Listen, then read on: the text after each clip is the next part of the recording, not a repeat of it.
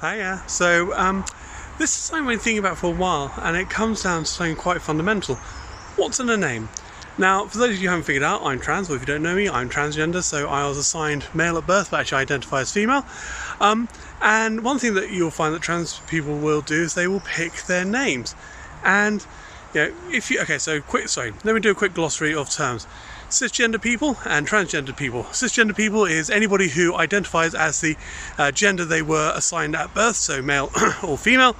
Transgender people is anybody who doesn't identify with the gender which they were assigned at birth.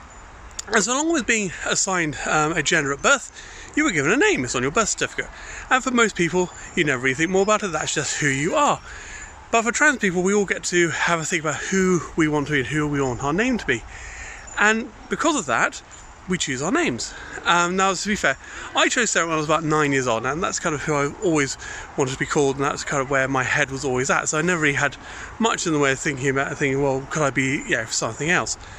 But a lot of my friends who have actually gone through many names and many variations of one name until they find the one that's quite right for them.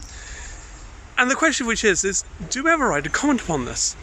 Because actually, if we are choosing a name to identify with, and actually a name that resonates, it's fair enough to actually say, I'm going to try different things. And if you think about when you were younger, you may have tried different sort of styles of clothing. You may have had your goth phase, you may have had your cottagecore phase or whatever. And nobody really comments about that. Nobody says, well, you can't do that, or that doesn't suit you at all. But they might do. But actually, a name is quite a personal thing. What you wear and what music you listen to, that's one thing. But actually, a name is quite a personal thing. And it's really a case of, we need to support our trans siblings as they try to figure out what their name is and actually what it means to them. Susie, also known as Eddie Izzard, she identified as Susie Async 10, and that's brilliant. So that's really good for her. That's the name she wanted to choose. But if you haven't got strong feelings towards one name or another, it's right to be able to explore it. And actually having a name doesn't change how people respect you or how they don't. Because actually, if the person had been born with a particular name, you wouldn't challenge it. So why would you challenge it if they're trans?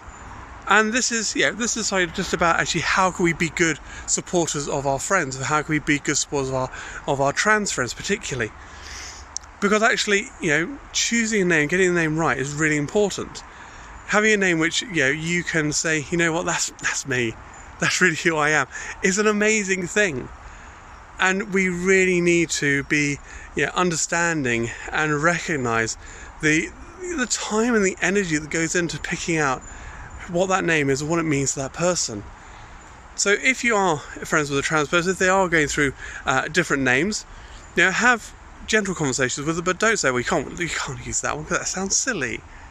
Actually, just respect them, because actually this is the process they're going through. It may not be the name they end up on, but it may be actually the one that really resonates with them, and actually your comments could really impact upon them. Anyway, that's just a few thoughts for me. So you may have realised that I recorded that first half of the video a few days ago, and I was about to post it, but then I realised I missed out something quite important.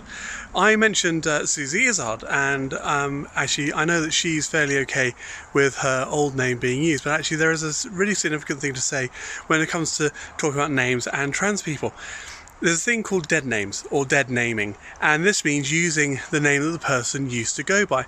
But I know that Susie actually, she said that she's okay being called Eddie because she is actually she's a public person, she's a media person. Actually, she is someone who has been known by a particular name for a very long time.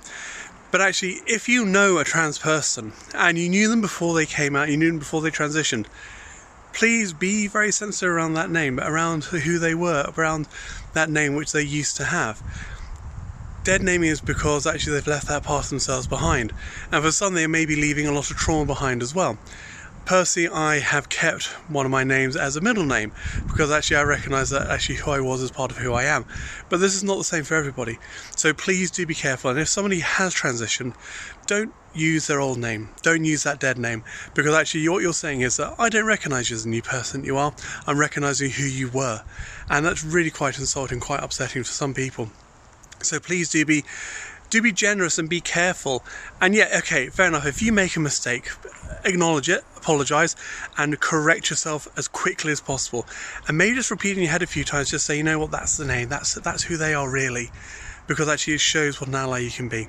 Anyway, please do like, share, subscribe. You've got a comment about this, maybe you've got thoughts, maybe you want to tell me your story about actually how you came up with your name. That'd be brilliant. Do leave it below. Anyway, God bless, take care, bye.